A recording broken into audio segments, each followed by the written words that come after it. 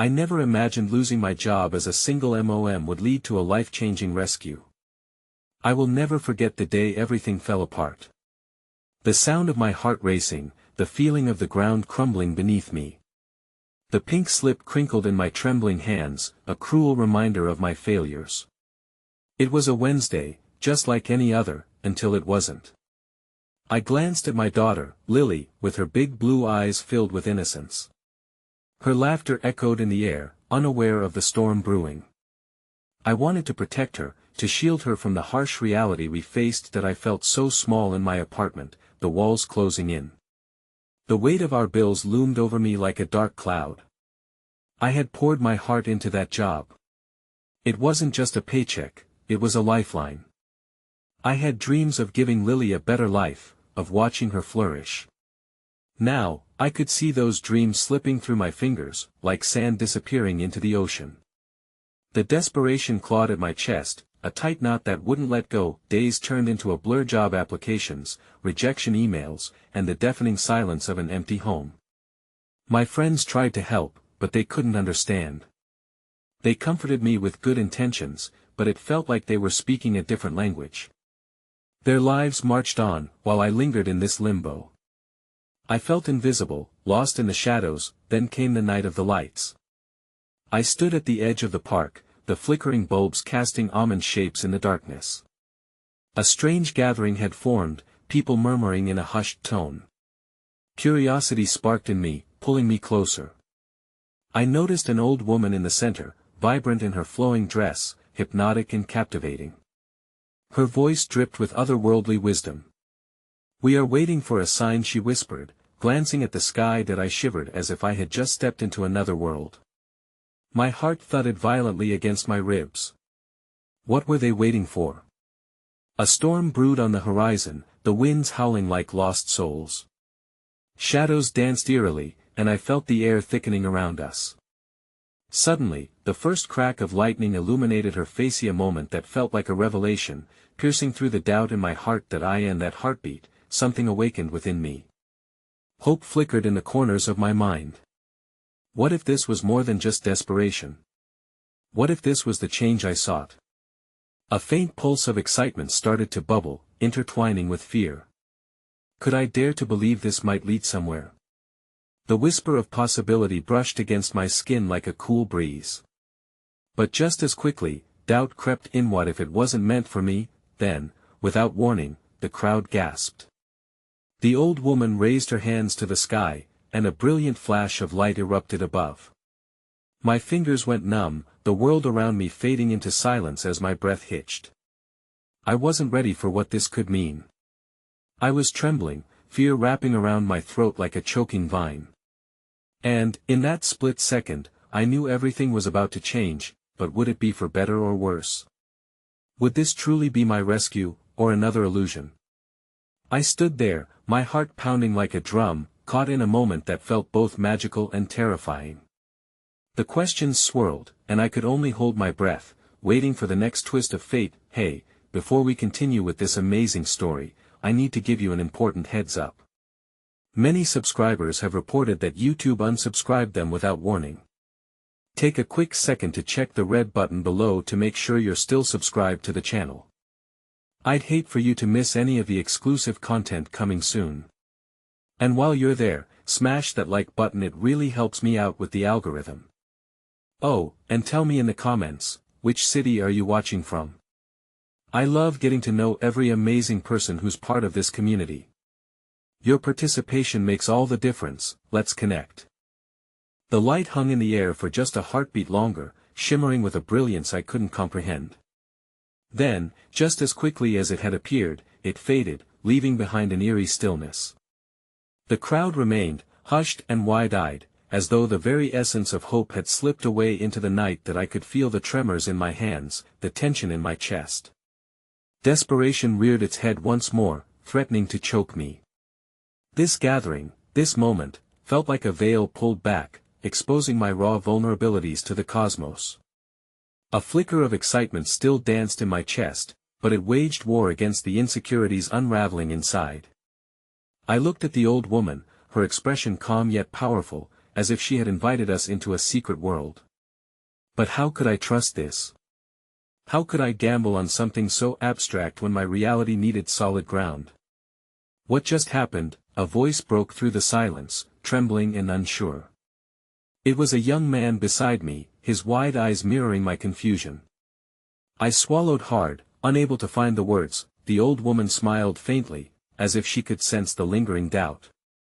Change is a tempestuous friend, one we sometimes long for yet fear to embrace fully. You are not alone. In the shadows of doubt, support can be found. Her words hung in the air, resonating inside me like a chime struck by a gentle breeze. I wanted to reach out, to grasp that promise of support and community. But I hesitated, afraid to step into the fray and expose my heart further. In the following days, I struggled with the aftermath of that moment. The glow of hope continued to flicker, but it felt so fragile amid the weight of my reality. The bills were still piling up, Lily needed new shoes, and my fridge was eerily empty. I felt torn between dreaming of possibilities and the cold truth of tangible needs. But amidst all of this, something unexpected happened. One afternoon, as I sifted through another rejection email, a knock at the door pulled me from a spiral of despair. It was Mrs. Thompson, my elderly neighbor. She stood there, her smile bright and inviting, cradling a pie in her hands, the sweet smell of apples wafting through the doorway. "That I thought you might enjoy a little treat," she said, her voice warm and soothing. I made an extra batch. As the pie sat on my kitchen table, its flaky crust golden and inviting, I felt a flicker of warmth in my austere world. I invited Mrs. Thompson in, desperate for the distraction of conversation. As she chatted about her youth, stories brimming with laughter and adventure, I found solace in her words. I shared my struggles with her, my fears of being unable to provide for Lily, and she listened intently, her eyes glimmering with empathy. "Sometimes," she said, her voice softening with age, "when the storm clouds gather, it's hard to see the silver lining. I've been there more times than I could count. But you have to trust that light will always find its way back to you." When she left, I found myself staring at the pie, the slice I had taken now a metaphor for resilience. This unexpected kindness kindled a flicker of hope, a reminder that amidst my trials, there were still glimmers of light, still people willing to extend their hands. But that night, just as I settled into bed, the phone rang. The sound pierced through the stillness, sending a shiver up my spine. I hesitated before picking up. "Hello," I said, my voice echoing in the room's emptiness. "Is this Emily Harrison?" The voice on the other end, stern and professional, sent warning bells flashing inside my mind. "Yes," I responded cautiously, "this is the HR department from your former job. We need to discuss the situation with your severance pay." A lump formed in my throat as I absorbed the implications of that call. Would they offer me a lifeline, or was this yet another devastation brewing just below the surface? My heart raced, uncertainty clawing at me, as I envisioned all the paths this conversation might take, but before that thought could settle, a knock sounded at the door, urgent and filled with fervor. My pulse quickened as I glanced at the clock. It was nearly midnight. Who could it be? I felt my breath hitch in my throat as I stepped toward the door, the weight of anticipation heavy on my shoulders. What awaited on the other side? The temptation of fate, or another moment that would test my resolve? The questions tumbled through my mind as I reached for the doorknob, each pulse of my heart synchronized with the uncertainty looming before me. The door creaked open, and standing there was not a familiar face, but a stranger shrouded in the depths of night. A young woman, no older than 25, her frizzy hair illuminated by the soft glow of the porch light. Tear stains marked her cheeks, while her eyes glistened with a deeper sorrow that tugged at the very core of my being. "Can I come in?" she asked, her voice breaking, barely more than a whisper. I hesitated for an instant, fear mingling with compassion. Yes, of course," I stammered, stepping back to make room. "What's wrong, please? I don't know where else to turn." She staggered into the living room and collapsed into a worn-out chair. The essence of her distress washed over me like a frigid wave. I offered her a glass of water, my mind swirling with questions. "What happened?" "I was in a car accident. The other driver there fine, but my healing has been slow." I lost my job, and she broke off, a choked sob escaping her lips. I can't go back to my parents, they don't want me back after I messed everything up. I felt an ache in my chest. Her pain mirrored my own struggles in a way that was almost unbearable. I'm really sorry to hear that. I can't imagine what you're going through. Her gaze fell to the carpet, and I saw the burden she carried weighing visibly upon her shoulders. Not just the loss of work but the grief of needing support when pride stood in its way. I thought of Lily, of my own struggles and fears. I could sense the weight of our shared hardships intertwined yet distinct. That I wish I had the words to fix this, I said, longing to reach out, to lift her in some way even though I was still clinging to my own shards of hope. Sometimes, you just want someone to listen, she said, her voice barely above a whisper. I nodded vigorously, offering her my complete attention, my heart welling with empathy. We sat in silence, the weight of both our stories suffusing the air like a thick fog. Eventually, I shared a bit of my own tale: the loss of my job, the endless fight for stability, the gnawing worry about Lily's well-being. Her eyes widened, surprised but understanding. You're a single mom? She asked quietly. Yes, it's been tough, I admitted, remembering the nights when I lay awake, worrying about the future, the uncertainty looming like a dark cloud over my head. Maybe together, we can figure something out, she suggested suddenly, her expression shifting from despair to the flicker of determination. I have some skills, I could help with babysitting or even cleaning houses. I know how to stretch $1. Her words struck me, resonating deeper than I could explain. It was an unexpected bond, a tiny thread of mutual understanding bound by our struggles. That could really help, I said, my heart tinged with hope. I can't pay much, but every little bit counts. As we talked late into the night, ideas sprouted like wildflowers in the cracks of a pavement, possibilities deftly unfurling. Despite our own pain, we began to brainstorm ways to support each other, creating tentative roots of community that reached beyond mere survival. But just as a gentle warmth started to seep into the chilling uncertainty of our situations, the phone rang again, piercing through our newfound connection like a knife. I glanced at the screen, dread pooling in my stomach. It was the HR department again. With a frantic breath, I turned back to the young woman, whose eyes mirrored my own turmoil. I have to take this. I'll be right back. When I answered the call, the voice seemed distant, cold. Ms. Harrison, we've reviewed your case. Due to the financial constraints of the company, your severance will be significantly lower than anticipated. I felt the ground drop beneath me, swallowing the last flickers of hope like a greedy beast. I tried to process the information, my heart racing with despair. Downstairs, the stranger sat unmoving, the weight of my sudden silence echoing in the air. I could almost sense the trembling of possibilities collapsing around us, our fragile camaraderie hanging by a thread. As I hung up, dread settled in. How could I break this news?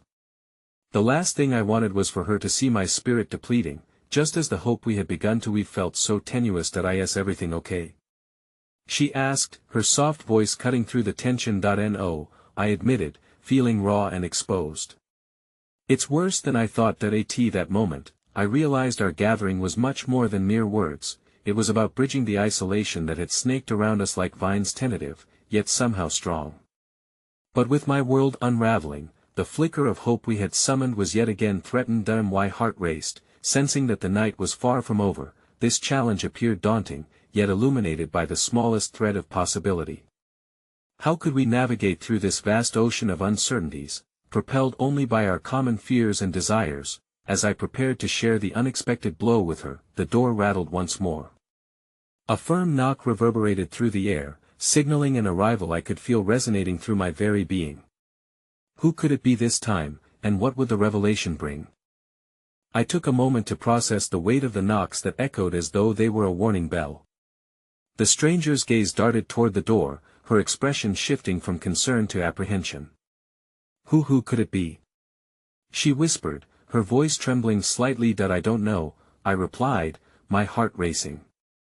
I felt a sense of foreboding, yet I knew I had to face whatever waited on the other side.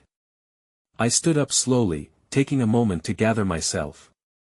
The flickering light from the lamp danced upon the walls, casting shadows that felt like specters of my own insecurity. With cautious steps, I approached the door, my hand hovering for just a moment over the knob. Images of my recent struggles roiled in my mind: fear, helplessness, rejection.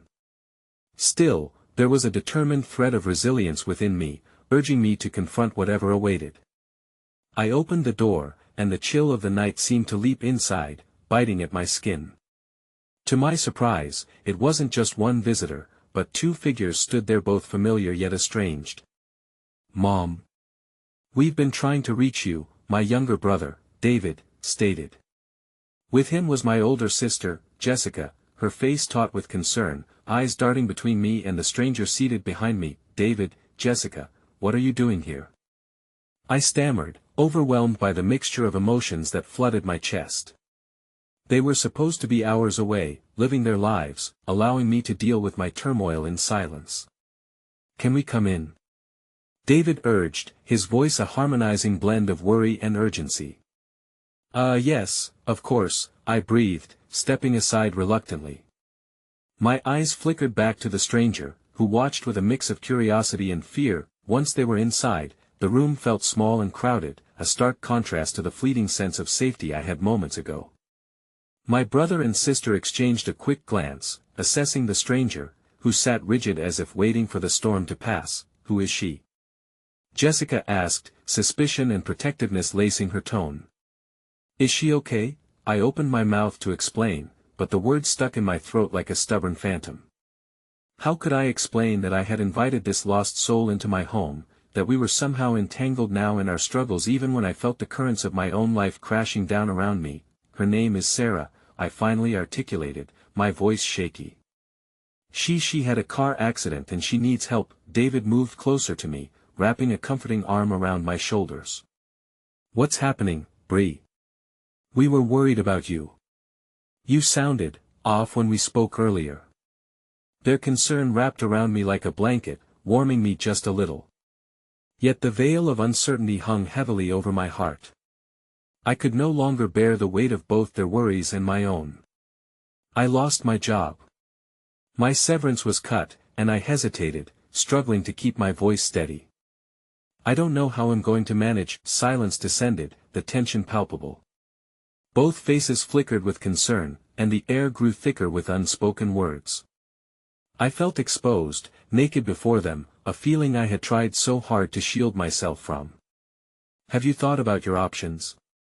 Jessica asked gently, her brow furrowing with care. "There are resources we can explore." "I'm managing," I snapped, almost reflexively, my defenses flaring as I held on to the little dignity I felt crackling at the seams. "Managing isn't enough, Bree. You don't have to do this alone," she urged. The earnestness in her voice softened the edges of my outrage, guiding me back into the realm of possibility. Suddenly, Sarah rose from her chair, standing as a bridge between our disparities. "I've been helping with a few things," she said, her voice rising a notch in confidence. "I could help around the house or with Lily while you look for new work. Maybe I could help you get a few freelance gigs." Hope flickered in the room, tentative yet brightening the heaviness like dawn creeping through the curtains. Their curious looks slowly shifted toward acceptance. "See? Together, we can figure something out," Sarah continued, her voice gaining courage. In a single moment, I felt an unexpected warmth radiate through the tension, but just as the atmosphere shifted, a heavy silence fell again, thicker than before. The room seemed to close in around us, each heartbeat echoing the unresolved chaos that lingered beneath our courageous words. Then my phone buzzed again, an unfamiliar number. "Probably just a spam call," I mumbled as I reached for it instinctively. David frowned, eyeing the screen. "Answer it," he urged, panic lining his voice. I took a deep breath, feeling oddly confronted by the weight of the moment. What if it was news that could change everything? What if it was yet another blow to further unravel the fragile hope that had taken root? As I answered, a voice I had never expected poured through the receiver, and with it came a decision that would upend everything I thought I knew about my life. "Bree, it's me. You need to sit down." The chill of the word sounded like an impending storm, one that would sweep through, remaking the landscape of my life yet again. My pulse throbbed in my ears as I glanced back at the faces looking to me for guidance, a connection we had begun to build. Mom. Lily's voice interjected in my mind, holding tight as the world around me spun. What's happening? In that moment, innocence collided with uncertainty, and the welcoming light of hope flickered dangerously close to being extinguished. I never imagined losing my job as a single MOM would lead to a life-changing rescue. The world around me blurred as I stood frozen, the phone pressed against my ear. Everything I had hoped to build in that moment, the tentative bonds forming in my living room, the flicker of a plan to recover, now felt like grains of sand slipping through my fingers. Bree, you need to sit down, came Lily's voice again, sharper now, laced with urgency. It's about Dad. The name struck me like a punch to the gut, a name I had fought to keep in the dim recesses of my memory. After years of silence, how could these words bring forth storm clouds I thought I had weathered? My gaze flickered toward David and Jessica, their expressions morphing from concern to outright alarm, sensing the shift in the air. What about him? I breathed, my heart pounding as if trying to escape my chest. My sister stepped forward, a look of understanding dawning on her face. She reached for the remote, flicking off the television, blaring with distraction. All sound melted away, leaving only the trembling voice of my daughter as I stood rooted to the spot. That he's in the hospital, Lily stammered, each word heavy with the weight of unshed tears. I just found out. They say it's serious. An icy grip wrapped around my heart, squeezing tighter until breath became a luxury I couldn't afford. Memories I had fought to repress, the anger and hurt, collided with the rising tide of worry. My world, already precarious, now swayed on an unsteady axis. Why didn't you tell me sooner? I managed to choke out, urgency clawing at my throat, demanding to be free. I didn't want to ruin your job interview. I thought we could handle this without you needing to know. But Bree, I need you here, she said, her voice wavering, the fear peeling back the armor I had fashioned around my heart. Bree, do you want us to help you get to the hospital? David's voice broke through the din of panic, adding weight to the urgency. His eyes shifted to Sarah, a silent acknowledgement passing between them. For a split second, I hesitated, torn between the gaping chasm of what might still go wrong and the instinctual pull to gather my family. I glanced back to the stranger sitting quietly in my living room, who had shifted from an unexpected ally to an onlooker, her presence now a gentle reminder of how interwoven our lives had become in this chaotic tapestry. That I need to see him, I whispered, the words of fragile promise echoing my resolve. I can take care of Lily, Sarah interjected, her eyes searching my face. She doesn't need to see this. No. I want to go to the hospital. Lily's voice broke through the air, resilient and fierce. I'm not afraid. Her determination ignited something within me, a lingering reminder that I had always chosen to fight, to stand tall against the tide, even when the odds were stacked against me. Fine. Well, all go together, I said, and the strange mix of chaos surrounding us transformed into an odd semblance of purpose. Moments later, we were bundled into my cramped car, a whirlwind of private fears layered beneath the collective worry that wound itself through the cramped space like thick fog.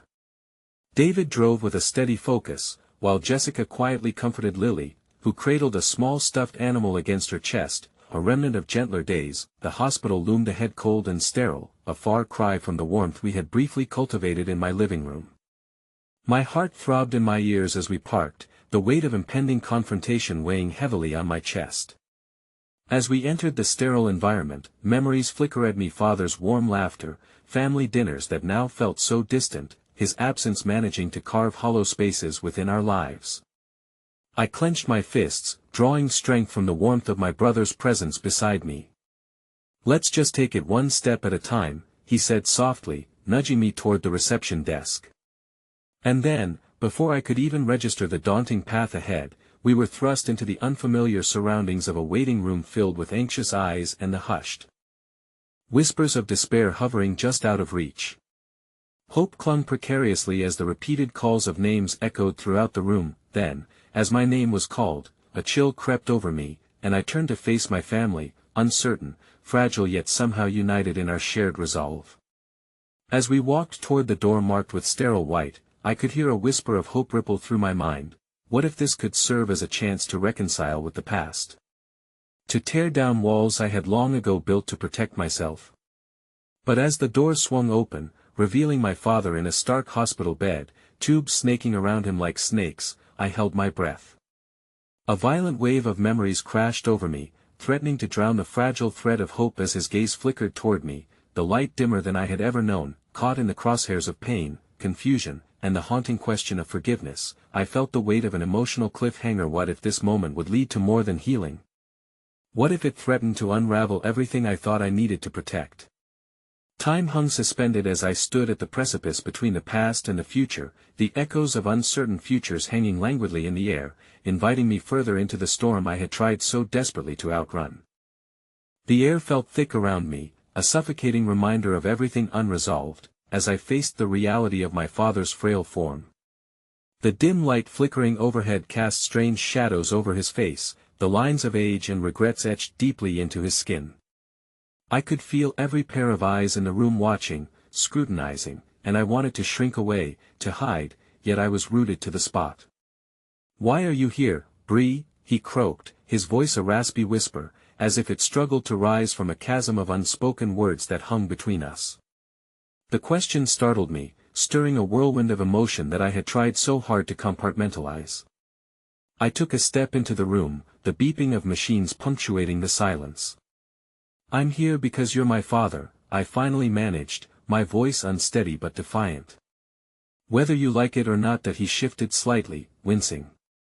Anger and resentment clawed its way back to the forefront of my mind. Had my father ever truly recognized the harm he had caused? The years of absence, of neglect, of pain that felt like a wound that refused to heal, infected by bitterness and resentment. "I thought you would stay away." His gaze flickered toward the door, as if weighing his options for escape. "I almost did," I replied, my heart hammering in my chest. "But this isn't just about you anymore." Before he could respond, the door creaked open, and a doctor stepped in tall, with a professional demeanor that felt all too clinical in this unsettling place.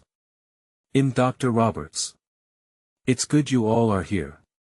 Your father needs support. My voice rose slightly, the flames of anger igniting in my chest. "Is that all you can offer? Support?" "Bree," David whispered, placing a hand on my shoulder, trying to anchor me.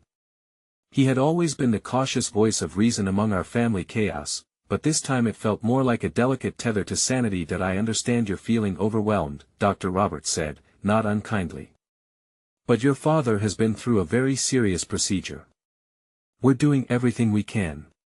His recovery will take time, and having family around is essential." The doctor's words, though soothing, felt inadequate. I nodded mechanically, feeling my world collapse and expand simultaneously. "Just tell me what I need to know," I said, my voice thin.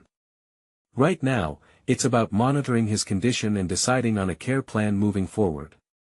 Your father is stable, but we need to take things day by day," he explained, outlined with a succinct clarity that reminded me how medical professionals often felt detached from the emotional tangle that enmeshed families during crises. After some small talk to gather more information, the doctor left, the door clicking shut behind him.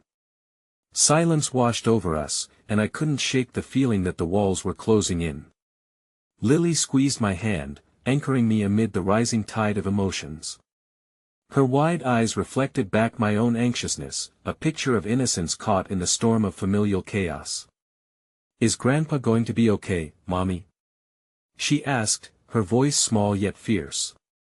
I wondered if I should have shielded her from this, but I also realized that shielding her from the truth would only create a fracture, echoing my own childhood. "We don't know yet, sweetie," I replied gently, forcing a smile that felt foreign on my face. "But we'll be here for him." Then, in that moment, I felt the unexpected spark of kindness bloom within the devoid surroundings. Jessica, who had been silent, stepped forward and knelt beside Lily. "Your grandfather needs all the love he can get. Why don't we make him some cards? Show him how much he means to us." Lily's face brightened, and for the first time since arriving, hope flickered in the air like a candle flame.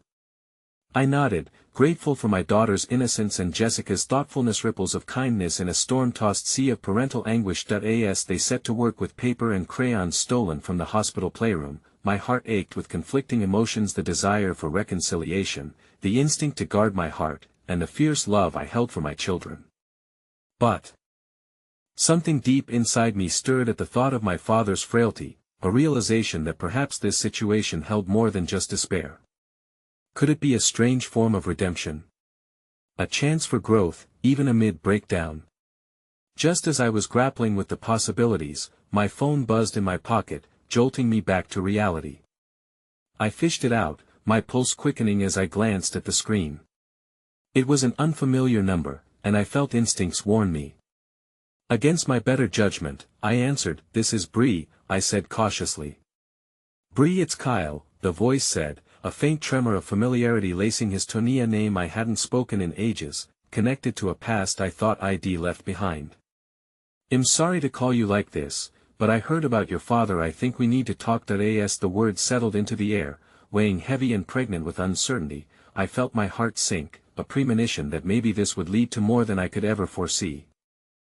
The hospital had transformed into a cocoon of uncertainty, where time felt disjointed, stretching lazily between moments of dread and unexpected kindness. I managed to hang on to the fragments of the past few hours, my emotions swirling in a tumultuous storm. The art project beside me, a makeshift collection of color and love, provided a tangible connection to hope, albeit fragile in the face of pending turmoil. "Bree." David's voice broke through my reverie as he towed a chair closer, his brows knitted with concern. "Are you okay?" I nodded slowly, unable to trust my voice or the whirlwind of thoughts crowding my mind. The sound of crayons dragging across paper continued as Lily and Jessica lost themselves in their mission to spark joy in my father's bedridden existence. "I just got a text from Kyle," I whispered, feeling the weight of the words as though they were stones stacked in my throat. "He wants to talk." David's expression shifted, a subtle blend of disapproval and curiosity washing over his features. "Now?" he asked, his voice low and cautious. "Is that a good idea?" "I don't know," I confessed, grappling with the heaviness of memories and unresolved feelings that came rushing back. Kyle had once been a bright spot in my life, filled with aspirations and dreams, before circumstances pulled us apart. The thought of him now, his voice tinged with concern, felt like a ghost reaching through the veil of time, beckoning me to confront an old, ignored chapter. "Whatever he has to say, you don't have to face it alone," David offered quietly, his steady presence anchoring me. "Just remember what you told me the other day. This isn't just about your dad anymore. You need to take care of yourself too." I glanced back at Lily, who had donned a crown of colorful paper, giggling as Jessica acted as a royal jester, her laughter echoing like bells in the sterile air. In stark contrast, a misaligned anxiety coated my heart like a heavy shroud. "Maybe I should just ignore it," I said tentatively, despite the foreign flicker of anticipation igniting inside me, promising revelations or perhaps the weight of more responsibilities I wasn't ready to shoulder. "I think we both know that's not going to happen," David replied gently, a tired smile crossing his face. "But just be careful, okay? Emotions are high, and it's easy to slip back into old habits." His words resonated, a reminder of how past pain could color current realities. But deep within me stirred a sense of defiance. I lifted my phone again, taking a deep breath, and sent a quick message back. "I'm listening." The response came almost immediately. "Thank you. Can we meet at the cafe near the hospital?" The casual suggestion starkly contrasted the gravity of our histories, shocking me with its mundanity. "I'll be there," I replied, prize in hand, a chance to reclaim a semblance of control before navigating the tidal wave of family obligations that awaited me. As I prepared to leave, an alarming sense of guilt gnawed at my insides. "It'll just be a moment," I promised Lily and Jessica, who had become absorbed in adding the final whimsical strokes to their vibrant cards. The small creation needed to be completed even in the face of uncertainty, representing a glimmer of resilience. I stepped out into the hushed corridor, the fluorescent lights harsh against my skin as they cast long shadows. The cafe buzzed softly with life, a bubble of warmth amidst the cold reality I had just departed. The scent of roasted coffee met my senses, acting like a familiar lullaby, calming yet exhilarating. Kyle was already seated at a small table tucked in the corner, the sunlight spilling gently through the window to paint him as a nostalgic figure from my past. His hair was a touch longer than I remembered, and there were new lines etched around his eyes that spoke of time's passage and life struggles. "Bree," he greeted, his voice warm yet hesitant, as though we were treading on sacred ground. "Thank you for coming, thanks for reaching out," I said, taking the empty chair across from him, my heartbeat drumming in my chest with uncertainty. I didn't expect to hear from you." The words barely scratched the surface of the complexities churning within. "That I know it's been a long time," he replied, his gaze sliding toward the mug cradled in his hands. "But when I heard about your dad, I couldn't shake the feeling that I should check in. I wanted to see if you're okay.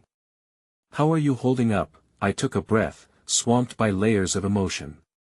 "It's hard," I admitted, feeling raw and exposed. "My father has never been this vulnerable, and I'm not sure how to handle him even." A moment of silence stretched between us, heavy with unspoken words. I took the opportunity to study his face. The warmth of connection was still there, yet time had forged new distances. "What about you? How have you been?" He flickered a small smile, masking something deeper. "I survived," he answered, yet the shadows in his eyes told an entirely different tale. "Life tossed me some curveballs too." Just as I opened my mouth to ask more, my phone buzzed stealthily once more in my pocket. I pulled it out, dreading what could be waiting for me. The message sent a wave of horror cascading through me. "Bree, it's David. You need to come back. Now. Something's happened with your dad." In an instant, the world around me vanished, replaced instead by the pulse of fear echoing within me. I stood abruptly, causing Kyle to look up in surprise. "I'm sorry, I have to go." "Bree, wait," he started, rising from his seat, but I shook my head, urgency propelling me onward. I sprinted back through the corridor, the looming dread weighing on my heart. Each step felt burdened by the gravity of the moment, and I couldn't shake the sense of foreboding that settled around me like an omen. What awaited me was unknown, but I couldn't ignore the feeling that this was a turning point, one that would reverberate deeply through the tangled web of my past and future. As I crossed the threshold back into the hospital, the familiar sense of antiseptic and desperation mingled in the air, turning my stomach. The stark fluorescent lights flickered overhead, casting an eerie glow that felt disorienting in contrast to the flooded warmth of the Kafid haven I had left so abruptly. The sliding doors closed behind me with a soft whoosh, yet I sensed the world beyond them was growing increasingly distant, almost surreal. "Bree." David burst through a set of glass doors just ahead of me, his usually calm demeanor fraying at the edges. Panic danced in his eyes, and suddenly the previous comfort of his steady presence felt precarious. "It's your father. Is he okay? What happened?" My heart raced, a frantic cadence matching the urgency in his voice as I gripped the back of a nearby chair for support. "He had a seizure," he admitted, and those words struck me like a blow. My breath hitched, an unsettling knot forming in my throat. "I don't know how serious it is, but they're moving him to a room for monitoring. Why didn't you call me sooner?" I bit back, a biting edge creeping into my voice, driven by adrenaline and fear. "I just found out myself." David's hands were raised in frustration, yet I could feel the warmth behind his eyes. "I'm sorry. We need to focus on your dad right now. Let's go." I followed him down the corridor, the walls seemingly closing in as reality churned around my heart, a cacophony of memories of my father encased in a world where hope had previously thrived, now under the specter of impending loss. It was as if all color had drained from my surroundings, leaving only the bold specter of uncertainty. The ICU doors swung open, revealing a small assembly of nurses and doctors huddled around the bed where my father lay, a tangle of machines and tubes surrounding him like invasive roots. I stopped short as the sight struck. Mehe was so still, more fragile than I had ever seen, each labored breath a reminder of his humanity. "And oh, no," I whispered, dread pooling within me, threatening to consume any flicker of courage that remained. David stepped closer to me, providing an anchor in the grasp of chaos. "Well, be okay, Bree. Just breathe," he murmured, as if he understood the boundaries of my fear, my childhood demon now tangibly manifesting. tethered to each shaky breath my father took. A nurse approached us, her expression gentle yet serious. "You can talk to him. He may not respond, but he can hear you." I moved beside the bed, my heart hammering against my chest.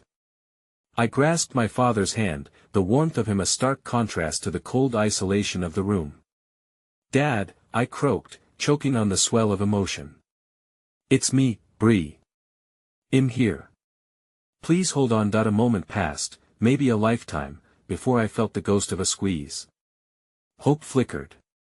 Perhaps he would fight, perhaps this wasn't the end after all. Just then, the door swung open, interrupting my private moment as Kyle stepped into the room, concern etched into his features. "I came as soon as I heard. Is everything all right?"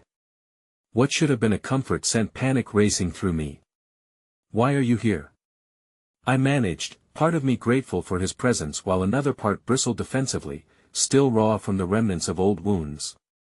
"I wanted to see if I could help." He stepped closer, then froze, his gaze landing on my father. "Oh, Bree, I'm so sorry."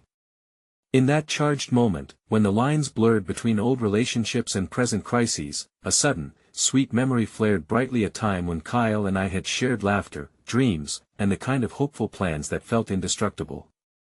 But everything had changed, the wound of separation hadn't healed. It had only rebranded itself into a complex tapestry of emotions that twisted and turned like shadows. The nurse discreetly excused herself, leaving us anchored in an unspoken distance as my father's breath filled the void. I veered my gaze from Kyle, focusing on the small stitches holding together a life I feared might unravel in the blink of an eye. "Can you give us a moment?" I asked, my request tinged with trepidation. "Absolutely," he said softly, stepping back and giving me that space I desperately craved, but with it came a swirl of uncertain tension. As he withdrew, David stepped closer to me, leaning in with a reassuring presence. "You're doing great. Just keep talking to him." In a vulnerable whisper, I continued, pouring my heart out to my father. Past regrets, fears for the future, and glimmers of gratitude that broke through the mist of despair. I could sense Kyle lingering nearby, his thoughts a mystery, as if he too was caught in a nostalgic web of the past. But right now, it was my father that demanded my attention. Just then, I felt a chill creep through the room, the steady beeping of the machines around us shifting. I glanced at the monitor, its once rhythmic pulse now erratic, punctuated by alarmed beeps that shattered the fragile atmosphere. Panic surged through me, a wave desperate to swallow whole. "Dad!" I cried out, clinging to his hand tighter, searching for a sign of life even as fear clawed at my insides. "You need to step back," David urged gently, but I couldn't move. I would not be torn away. The door burst open again as a flurry of medical professionals rushed in, their voices overlapping in urgency. My world spun, enveloped in chaos and uncertainty as I stood frozen in fear.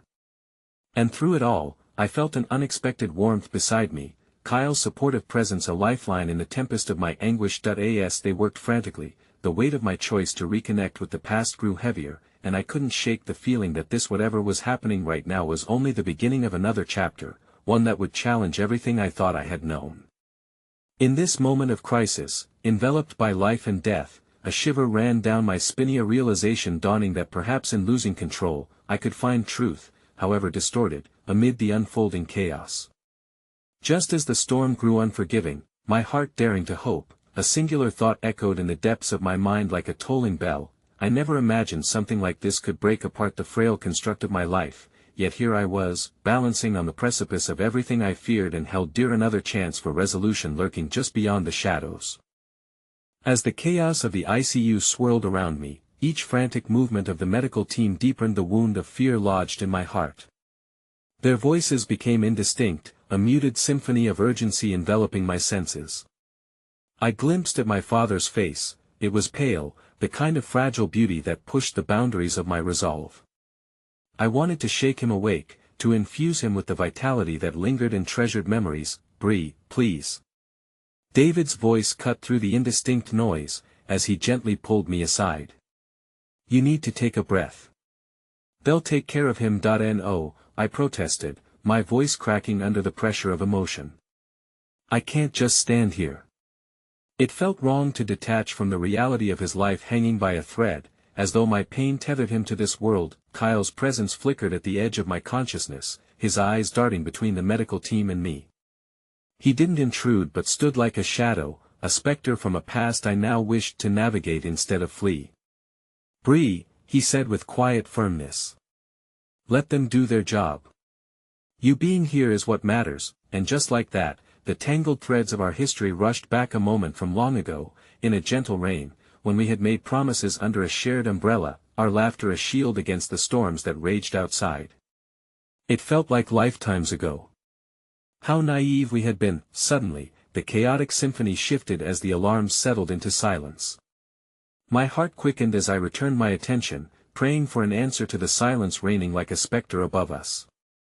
A doctor stepped away from my father's bedside and approached us, the solemnity of his expression igniting a wildfire of dread in my chest. "Your father has stabilized," he said, each word precise but spare. "We've sedated him to help reduce any strain. We'll monitor his condition closely, but he's going to need time to heal." Relief clawed at the edge of my consciousness, making me gasp as I slumped against David, the weight of the moment threatening to crush me. But the fear didn't fade entirely, it took on new forms where vulnerability intertwined with a reluctant hope. My father was still here, but the road ahead would stretch before us like an arduous climb, dappled with uncertainty. "Bree?" Kyle ventured cautiously, stepping closer with concern knitting his brow. "How are you holding up?" I offered him a disoriented smile that scarcely touched the edges of my turmoil. "As well as can be expected," I replied, but I caught him studying me with an intensity that made my heart race. "Thank you for being here." He nodded, a flicker of something vulnerable flashing across his features before it dissipated. "I mean it. If you need anything, don't hesitate." My throat constricted at the kindness in his voice, and I turned back to my father.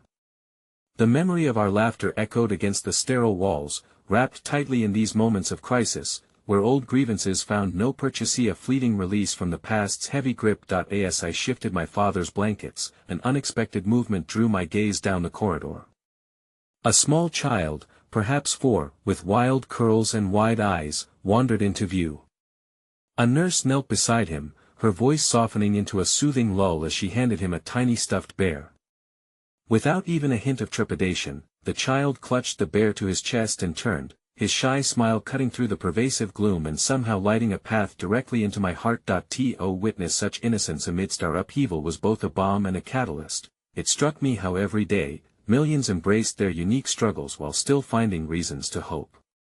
My father's fight was not in isolation. Other lives intersected in this vast web of chaos, and perhaps, some light could emerge from our darkness. Do you have kids? Kyle's voice, low and careful, broke through my reverie, laced with curiosity. The question took me by surprise. "No," I answered, my voice steadying as I considered it. It had never been the right time for me, not while I navigated my own tumult. I don't think I'm ready." His expression shifted and softened with understanding. "It's a big commitment," he said, leaning against the wall. "I think you'd be a great mom, though. You care deeply." "Thank you," I murmured, the warmth of his words unexpectedly igniting a spark of hope within me.